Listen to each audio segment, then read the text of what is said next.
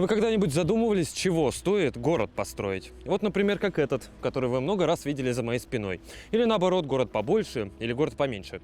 Это ведь самый настоящий живой организм с улицами, дворами, общественными пространствами, парками, аллеями, домами и офисными зданиями. Он требует, мне кажется, самого главного – баланса. О том, как этого самого баланса, причем в разных сферах достичь, мы и поговорили с главным архитектором республики Любовью Попок.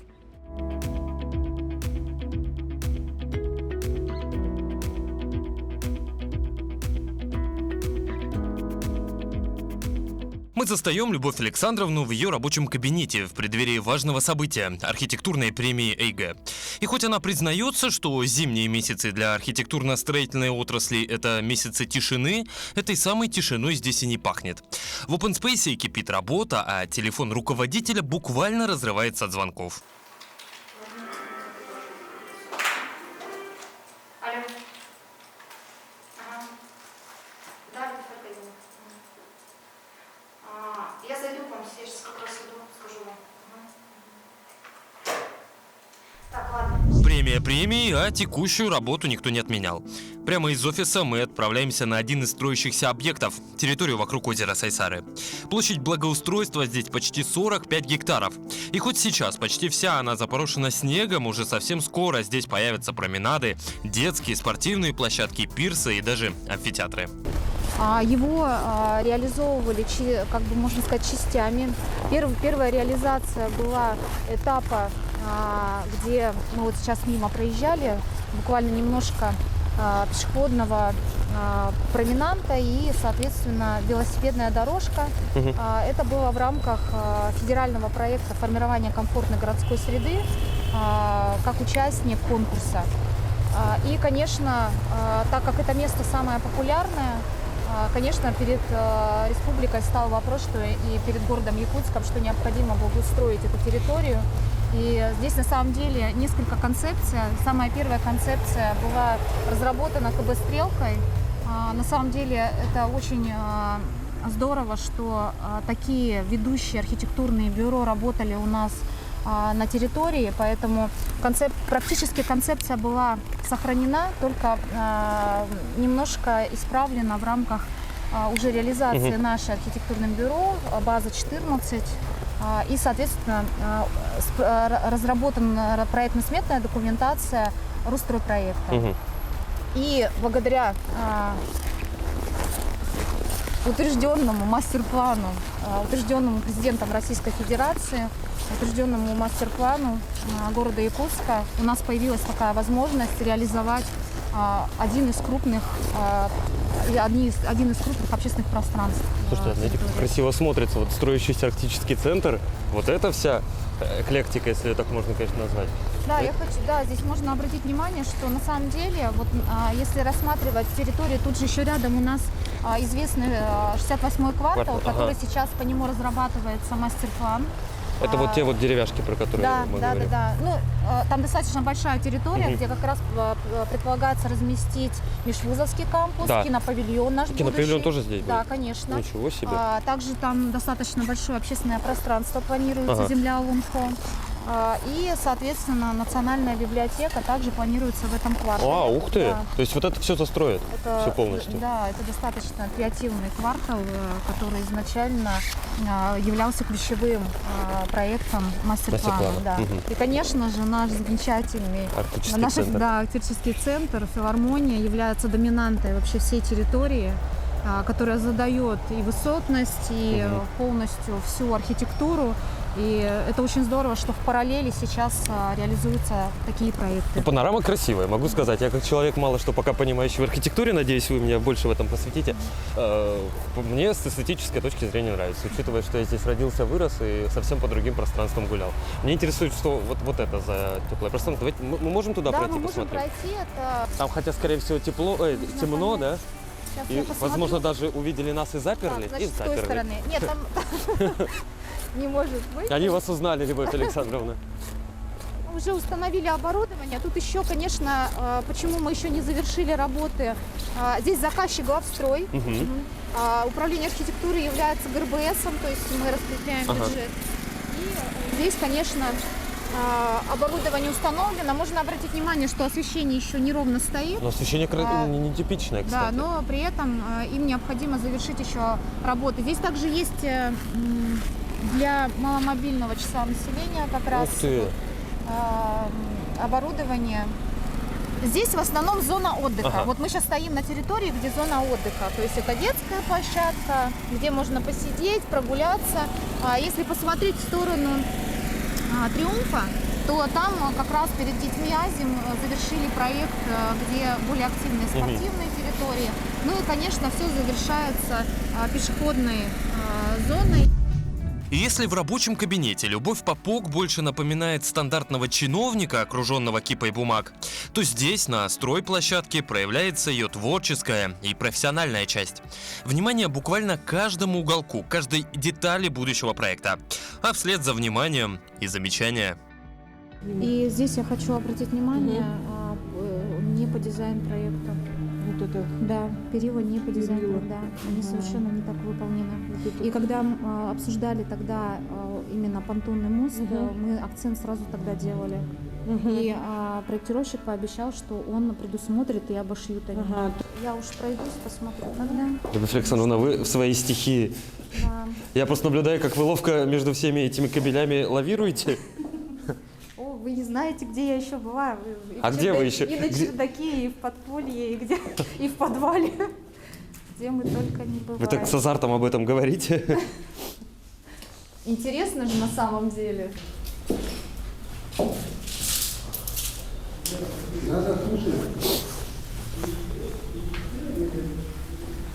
А вентиляция еще не работает, да? Еще нет. Я все проверил, я заведующий сказал. Тебе зона пищеблока. Ну все, она подпишет. Это вот электрический котел, который тут поставили, пока распределительную гребанку и вот это отопление. Чувствуется какая-то Да, все. Любовь Александровна, больше года возглавляете управление архитектуры и градостроительства при главе Якутии. Весной прошлого года назначили. Есть у вас еще там приставка «Главный архитектор республики». Вот мне интересно, главный архитектор республики – это кто? Он чем занимается? Управление архитектуры есть свое положение. Мы четко определяем градостроительную политику на территории всей республики. Ну а главный архитектор, он уже задает вектор развития всей территории и выполняет функцию именно архитектора. Это облик, это благоустройство, это комфорт, это доступность. И именно от архитектора зависит, каким будет тот или иной населенный пункт, каким образом он будет преображаться. То есть это такая и номенклатурная официальная должность, связанная с бумагами, и творческая, два в одном. А как соединяются два этих начала? Казалось бы, скучная бюрократическая работа, ну, на мой взгляд, и творческое начало.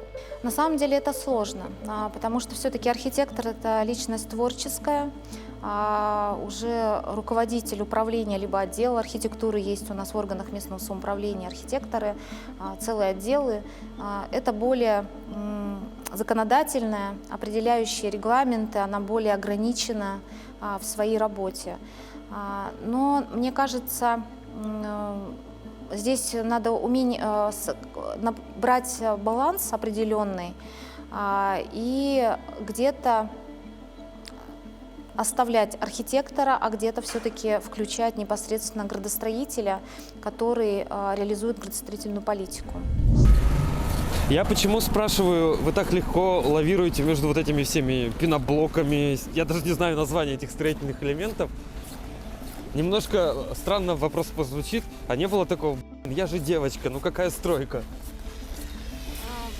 Нет, наверное, потому что мое детство начиналось именно со стройплощадки. Ничего себе! Да, потому что у меня мама инженер-строитель. Это тот строитель, который строил города. Один из них – это город Старый Оскол в Белгородской области. Еще молодым У меня там специалистом. друзья живут. Да. Ничего Вот. себе! И я воспитывалась, ну, вы помните, как раньше организовывались детские сады. Ага. ясельных группах по сути не было. Ага. Так вот, у мамы на работе как раз была такая возможность. Вот вы сами говорили мне, что архитектор – это человек, который видит будущее. А если бы мы в таком условном будущем с вами поговорим, если бы не архитектура, чем бы вы занимались? Никогда не думали об этом? Или вот как вот вы сказали, что вы выросли на стройке, значит, вся жизнь, она полностью связана с одним и тем же направлением? Ну, если оглянуться назад, и ты себе задаешь вопрос, почему ты до сих пор в этой сфере. Я, кстати, скажу интересный момент. Я в этом году была на зодчестве и впервые была на встрече архитекторов регионов, городов. Нас представили. И когда главный архитектор Казани услышал, сколько лет я работаю в области именно местного самоуправления, практически 20 лет проработала в Ленском районе, и сейчас она немножко ужаснулась и сказала: оставьте мне свой номер телефона, как вы до сих пор там живете. На самом деле, когда я задавала себе такой вопрос, я почему-то поймала на мысли себя, что мне нравится общаться с людьми. Мне нравится общаться с населением, и каждый вопрос, даже самая мелочь, когда к тебе приходит гражданин, получает как у отдела либо управления разрешение на строительство, либо разрешение на строительство индивидуального жилого дома, ты являешься частичкой той жизни, которую проживает человек, и ты ему помогаешь. Поэтому вот в моем случае, например, почему я удержалась вот так долго на этой профессии, потому что все-таки это сложно. Чаще всего по опыту других регионов на самом деле так долго не работают. И здесь, скорее всего, это люди. То есть никакого другого вектора ни влево, ни вправо, только Скорее архитектура? всего, нет. Никогда даже не думали? И не думала даже. Снова в машину, на очереди еще один объект рабочего дня. Проверить, как в буквальном смысле живет недавно введенная детская площадка. Я знаю, что любите лыжи. Вот меня интересует, откуда любовь к лыжам.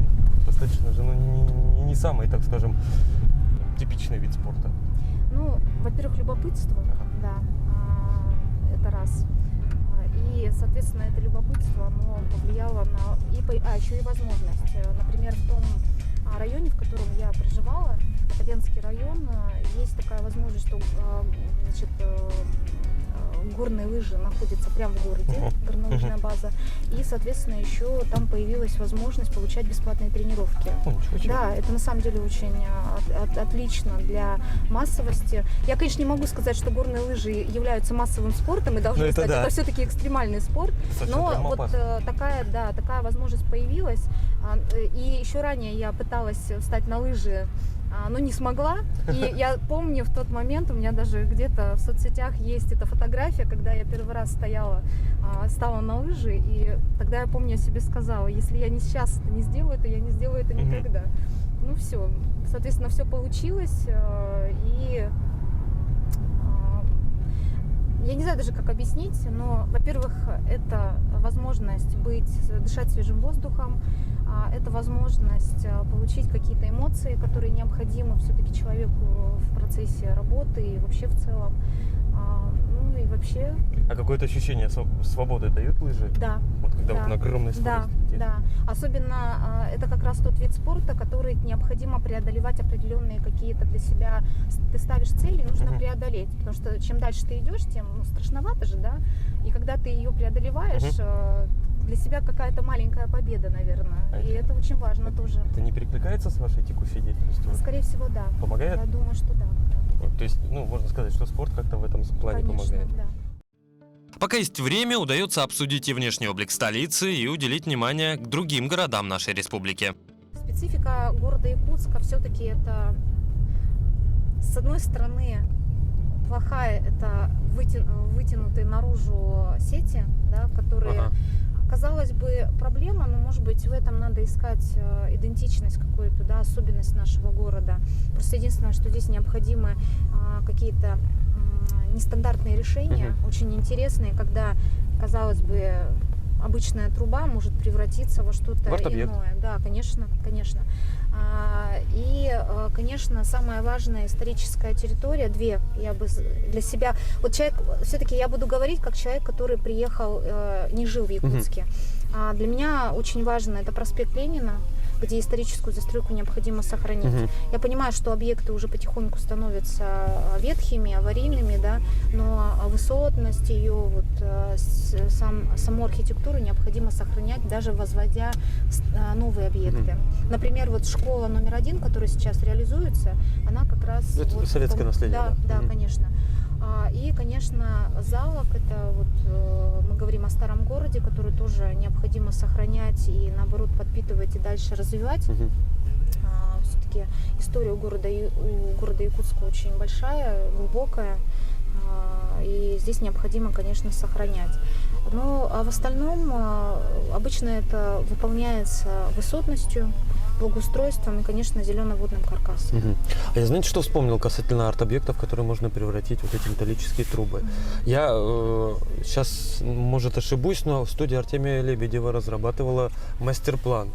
Это не тот мастер-план, который сейчас реализуется. И вот там были как-то красиво раскрашены эти трубы, которые никто не понял. Почему нельзя их реализовать? Да, у нас буквально на прошлом году один из мастер-планов рассматривался, где как раз вот эти трубы, вот эти вот линии, они вписали в фасады.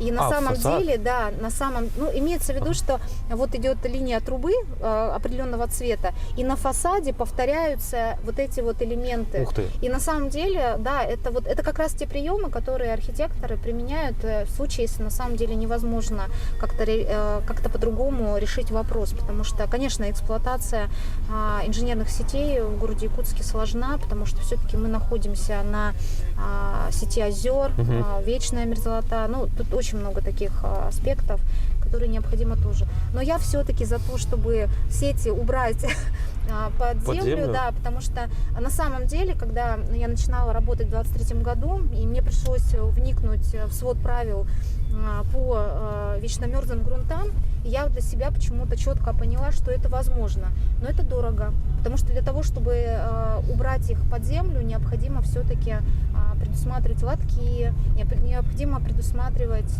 режим работы, то есть в зимний период. То есть есть технологии, которые позволяют это делать, но это всегда упирается в финансирование. Да. А если вот за пределы Якутска выходить, какой любимый объект, который управление архитектурой, центр компетенции и вообще архитекторы республики реализовали за последние несколько лет, за исключением Ленского района? Я знаю про Ленский район. Но мне очень нравится очень прекрасное общественное пространство Укулан, это вот в Тамоте. Кстати, это один из примеров, где бизнес очень хорошо сработал, да, там как раз железные дороги Якутии, да, они реализовывали этот проект. И замечательное пространство, где была реализована как раз идея архитектора. То есть, когда ты видишь, вот как должно было быть и как получилось, мне очень То есть от и до проекта ничего не изменилось? Да. Есть небольшие проекты вот в Нижнем Бестяхе, Бердикистяхе, да. Очень хорошие проекты реализуются в селе Майя. Гангаласского района. Да. Я буквально в этом году первый раз туда поехала, и здесь вот это как раз здесь история про 3 составляющих: архитектор, заказчик, подрядчик. Очень важно, все зависит от восприятия заказчика, то есть на что нацелен глава того или иного поселения. Вы вот сами сказали, что очутились в Ленском районе. Я знаю, что родились и выросли совсем в другом уголке нашей страны. Как занесла сюда судьба? Ну, в первую очередь... Скажу, что нелегкая. В первую очередь, на самом деле, мы учились в одном университете с моим будущим супругом. И, может быть, ему это не нравится, но когда мы познакомились, это очень большую роль сыграло в том, что когда я узнала, что он вообще из Якутии. Потому что мой папа, я уже многим рассказывала, будучи никогда не был на территории республики, он с упоением просто мне читал книги, рассказывал какой-то прекрасный регион. И мне кажется, это вот с таким воспитанием папы любви к северу, наверное, вот это очень не повлияло. И на самом деле супруга я уговорила сюда приехать, хотя у нас была возможность остаться. А чем вот заманила помимо природы? И помимо тех рассказов, о которых папа обещал? Ну, в первую очередь, я, наверное, люблю холод. Мне нравится. Я люблю зиму, мне нравятся белоснежные просторы, мне нравится глубокая природа. Но когда я уже сюда приехала, я столкнулась с уникальной глубокой традицией и культурой вообще этого региона. На самом деле, как раз все тренды, все творчество, которое происходит, и креатив от республики, это благодаря вот этим корням природным и культурным, да, которые здесь есть, которые до сих пор как посыл от предков выливается вот в такую интересную, потрясающую современную архитектуру, современный дизайн. Куда бы вы ни окунулись, будь это ювелирное искусство, либо это мода, либо это архитектура, это вот как раз эти глубокие корни, когда мы пересекаем культуру наших предков с современными тенденциями. И это просто уникально. Это уникальность наших людей. Это вот та самая идентичность, про которую говорят. Если она, я так понимаю, у Якутии тоже есть? Мне кажется, только у нее она так глубоко заложена и так явно открыта. И вот как раз благодаря тому инструменту, так называемому дизайн-коду, мы показали управление архитектуры, когда начало разрабатывать такие документы для поселений, как раз можно было посмотреть вот как раз это соединение, это вот синергию культуры и современных тенденций. Любовь Александровна, я когда готовился к нашему с вами интервью, я нашел ваши предыдущие несколько интервью небольших. Вы сказали, что вы на этом месте, руководителя управления архитектурой, не делаете карьеру. Не хотелось никогда воплотить что-то такое масштабное, чтобы все помнили на долгие годы и века, что вот это вот сделала Любовь Попок? Все-таки я не карьерист, я честно об этом говорю. И работая у себя в районе, я очень открыто всегда своих сотрудников, со своими сотрудниками делилась опытом. В любой момент мне казалось, что если я уйду, то мне хотелось все-таки оставить в крепкие руки то дело, которое я все-таки делала в районе, много было сделано. И здесь я не буду скромничать, хотя я считаю себя скромным человеком, но именно при мне рождалась градостроительная деятельность в целом в районе. Но масштабы, вы знаете, для каждого человека, наверное, определение что-то масштабного большого, оно, наверное, достаточно разное. Но я могу, например, сказать, что в мою бытность реализовался самый крупный долгожданный проект – это главная площадь республики. И я, наверное, и со страхом, и с каким-то восхищением горжусь этим объектом, с восхищением, потому что я работала с уникальными известными архитекторами и вообще с главным объектом, со страхом, потому что ты несешь определенную ответственность за тот объект, который ты реализовал. И, конечно, мнение жителей немаловажно для меня. Поэтому я не карьерист, это точно. Ну вот, глядя на площадь Ленина, гордость хотя бы чуть-чуть где-то берет, несмотря на всю скромность? Конечно, да. Я же еще рядом там работаю, и часто я хожу и поглядываю на этот объект, я улавливаю эту ниточку гордости. Вот когда вступили в должность, какие основные задачи стояли, самый первый фронт работ, с которым предстояло столкнуться? Площадь. Площадь. Сразу же, Сразу да. площадь. Я прям сразу в омут с головой. На самом деле, да, потому что у меня так получилось, что мне не пришлось учиться, мне пришлось сразу вникать во всю работу. Конечно, ожидаемая реальность была другая. Я не скажу, что было легко. Это всегда сложно. Я думаю, что на месте даже министров, которые занимают свою должность, такая же у них ответственность очень большая. И здесь необходимо, конечно, понимать, насколько ты справишься. Поэтому сразу было много всего и много всего непонятного. Ну и самое главное, что все равно все получилось по итогу. Я думаю, что да. Потому что совместными Все еще усилиями. впереди. И все еще мы только увидим, еще в ближайшие теплые месяцы. Любовь Александровна, вот мне знаете, что интересно в работе архитектора, в том числе и главного архитектора и республики, и когда вы были в Ленском районе, вот есть у нас условный главный врач больницы. То есть для того, чтобы ему провести реконструкцию, реорганизацию больницы, ему на полгода достаточно ее закрыть, и через полгода открыть все новое. Вот когда вступаешь в должность архитектора, это же работа в долгую, нет такого страха, что я не успею просто. Мне для того, чтобы действительно что-то поменять там, в архитектуре, в облике городов, сел, нужно примерно, ну там, не знаю, лет 100. Да, я об этом задумывалась, потому что на самом деле иногда можно сделать очень огромную, проделать работу, которую никто совершенно не заметит, а приходит вместо тебя человек и раз, и как будто бы реализовал все это. И здесь очень сложно. Или когда ты ведешь путь все-таки архитектуры, он достаточно долгий. На самом деле, когда есть объект, который необходимо запроектировать и построить, это как-то сразу эффект мы получаем. А когда у тебя более глубокие задачи, более масштабные, здесь такой страх есть, конечно.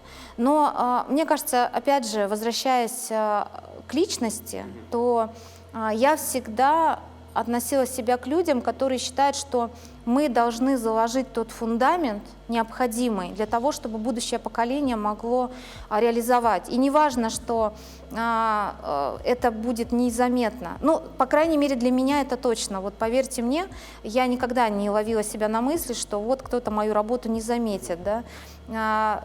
Но вот как раз у меня был пример, когда я ушла с района, все-таки 20 лет я проработала. В какой-то момент, наверное, у каждого человека появляется такой момент, что ну вот ты работала, и никому не нужна твоя работа. Да. Ну, на самом деле, да, этот момент есть, но я как-то немножко успокоилась и ушла. И вот в этот момент я поняла, что большой такой, знаете, вот, наверное, в течение 3 дней мне в соцсети писали письма мои главы, мои коллеги, с которыми я работала, и тут ты понимаешь, даже граждане писали, самое интересное, куда же я ушла. И вот этот момент ты понимаешь, ну да, ты все-таки делал большую работу. Поэтому мне кажется важно, находясь на определенном, занимаясь определенным делом, ты должен понимать, что ты закладываешь тот фундамент, который в будущем должен работать, и он должен быть крепкий. Я говорю о том, что сейчас как раз вот город потихоньку борется с теми ограждениями. Вы иногда сами, наверное, обращали внимание, да, вот здесь остановите, обращали внимание, когда вы идете, а перед вами целых 3 ограждения, да. А еще иногда бывает разных видов. Разных видов, и как в этом, как в конкуре. Через них приходится прыгать. Мы вот вокруг него ездим кругами, да? Да, сейчас остановимся. Вот про что вы говорили, это не наше ограждение. Ваше ограждение вот сейчас, да, это я узнал. Пойдемте посмотрим. Мы заперты. Оп. Это еще одна замечательная поддержка государства. Реализация раньше называлась программа «1000 дворов». 1000 дворов на Дальнем Востоке, да. Ага. Сейчас это называется «Дальневосточные дворы». Да, это возможность участия в муниципальном образовании также в конкурсе на получение субсидии. И возможность, конечно, реализовывать такие пространства.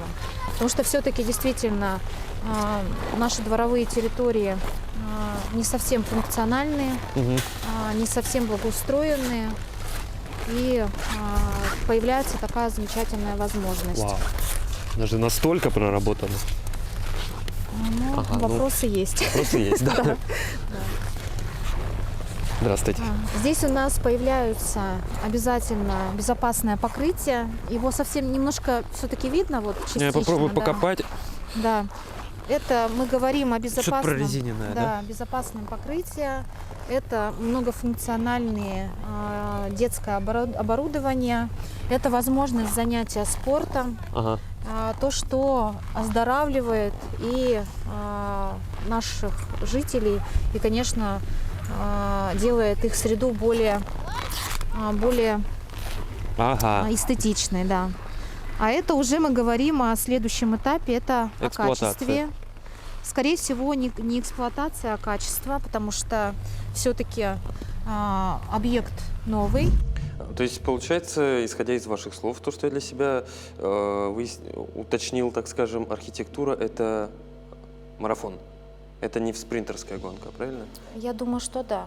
Может быть, со мной многие могут поспорить, потому что есть такие моменты, которые все-таки реализуются более быстрее, да, но в масштабах именно главного архитектора региона это, скорее всего, марафон, потому А что... не получится так, что вот как в знаменитой притче про архитектора, который один там из бетона что-то лепил, другой из глины, а третий Кёльнский собор строил, так и не построил до сих пор. Да, есть такая проблема, это вот как раз человеческий фактор, когда он приходит, легче всего сломать, чем построить, поэтому я хочу сказать, что вот, например, то управление архитектуры, которое было создано при Ирине Дмитриевне Алексеевой, моя задача, вот когда я пришла именно в должность уже главного архитектора, была, во-первых, сохранить тот темп, который был выстроен, совершенно ничего не ломать, а более усовершенствовать, если есть возможность такая. Поэтому вот в моем случае такого не будет. То есть никаких простоев? Да, здравствуйте. Евгений Николаевич Румянцев направил. Все правильно. Здрасте. Здесь уже все оборудование установлено. Да, все оборудование установлено. Тут у нас осталось перейти к сетей освещения горсветовские и демонтаж старых опор. В какие сроки? Ну, в течение недели должны выехать, перекидку сделать. На этой неделе с горсветом должны Госстрой выехать, работу принять и после этого уже переносить сети. Они отключение дают, и мы переносим сети. Хорошо. У меня вопрос. Я понимаю, что сейчас объект будет закрываться. В рамках гарантийных обязательств Да, там да, есть уже, вот да. видно уже Да, какие-то уже проблемы. акты у Акт нас, составлен, да? составлены. Хорошо. А гарантии в следующем году должны быть выставлены. Я вижу, вы разместили, да, таблички?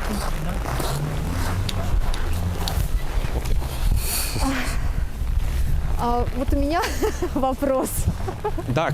Это вот как раз та тема, когда мы же понимаем, что это означает. Да. Их вообще изначально должны были на информационный стенд повесить. Да. Что-то там и стенд хромает, если На честно. детскую площадку просто установили. Я прошу все-таки опустить, потому что, к сожалению, даже вот мне, человеку, ну я понимаю, что я не совсем высокого роста, но я думаю, что даже вы, да, Петр, наверное... Да, ну у меня 1,81 м, но я дотягиваю. Ну тут площадка для детей до 14. Дети до 14 так не вырастают.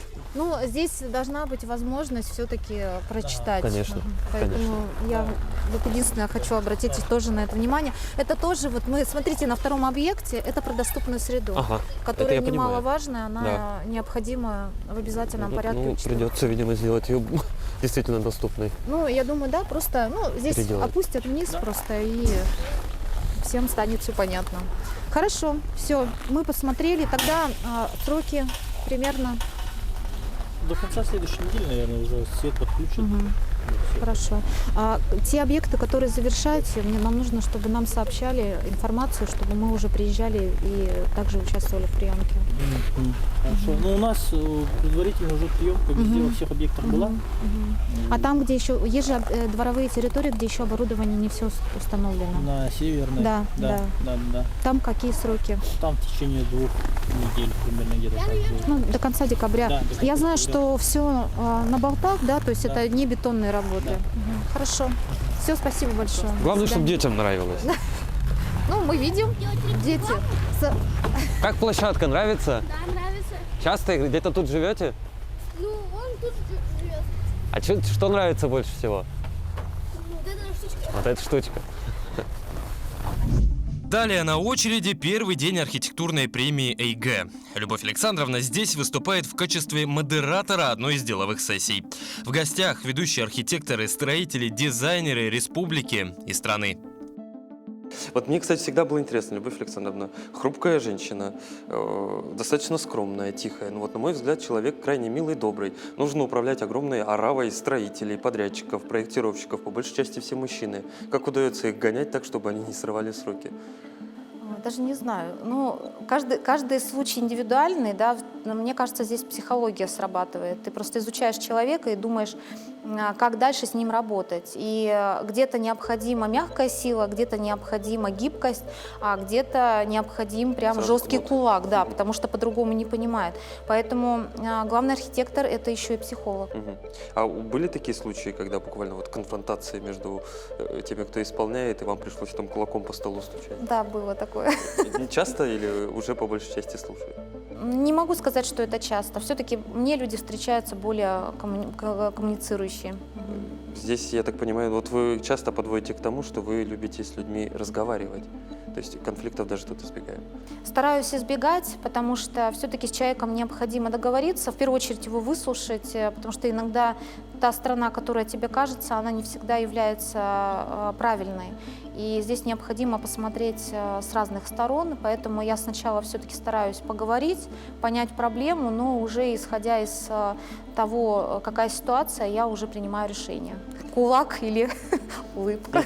Ну вот, а если, опять же, завершая тему об условном кулаке, все-таки работа – вещь, в любом случае, любая работа – вещь напряженная. Когда касается стольких взаимодействий с людьми, она еще в 2 раза более стрессовая, на мой взгляд. Как удается этот стресс не приносить домой, вот когда закрываете свою прозрачную дверь своего коворкинга, и все, Любовь Александровна дома, она, я так понимаю, совсем другой человек, да? Я хочу сказать, что это не сразу получается. Например, в моем случае это именно опыт, то есть жизненный опыт. И когда я уже пришла сюда в управление архитектуры, именно в регион, я уже пришла с опытом. И, конечно, я стараюсь закрывать, и у меня даже часто фраза в семье, когда мне спрашивают, как дела, что на работе, я говорю, не говорим о работе. Ну, конечно, бывает иногда необходимо излить душу, да, но все-таки фраза «мы не говорим о работе», она такая есть. Ну, а что касается разгрузки, ну, есть очень много интересных способов, чтобы разгрузиться. А какой самый интересный? Ну, в моем случае это каждый вечер я прихожу и зажигаю свечу. Ух ты! Да. Ну, я не знаю почему, я не могу объяснить. Кстати, это я свечи начала зажигать почему-то именно в Якутске. Ароматический. Вот. Да, просто большая свеча, я зажигаю, и она вот, ну не знаю, вот запах свечи, Успокаивает? да, она успокаивает. И классическая музыка. Любовь Александровна, какое главное качество у архитектора женщины? Это я просто к чему спрашиваю, просто сейчас у архитектуры республики женское лицо преимущественно, на мой взгляд. Вот какими качествами обладает это самое лицо? Ну, наверное, даже у этого женского лица должен быть мужской характер, это точно. Сильный стержень, потому что в своей работе необходимо именно не попытаться, а доказать свою правоту и отстоять ту идею, которую ты несешь. То есть мы же, когда реализуем какие-то проекты, мы в первую очередь защищаем архитекторов, которые стоят за ними.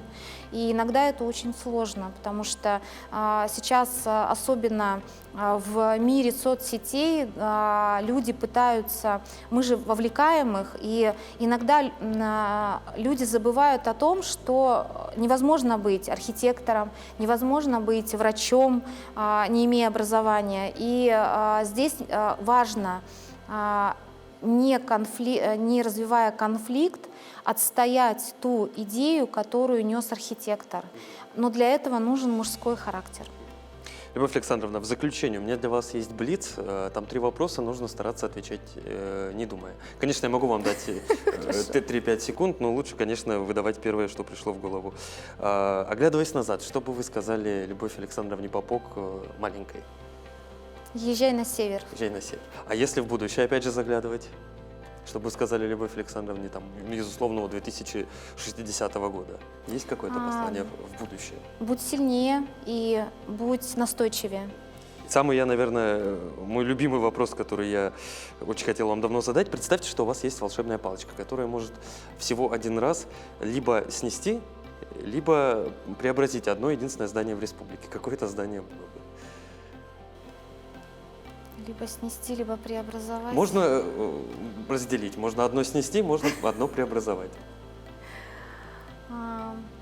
У меня единственная мечта – это вернуть тот исторический облик проспекта Ленина. который необходимо сохранить.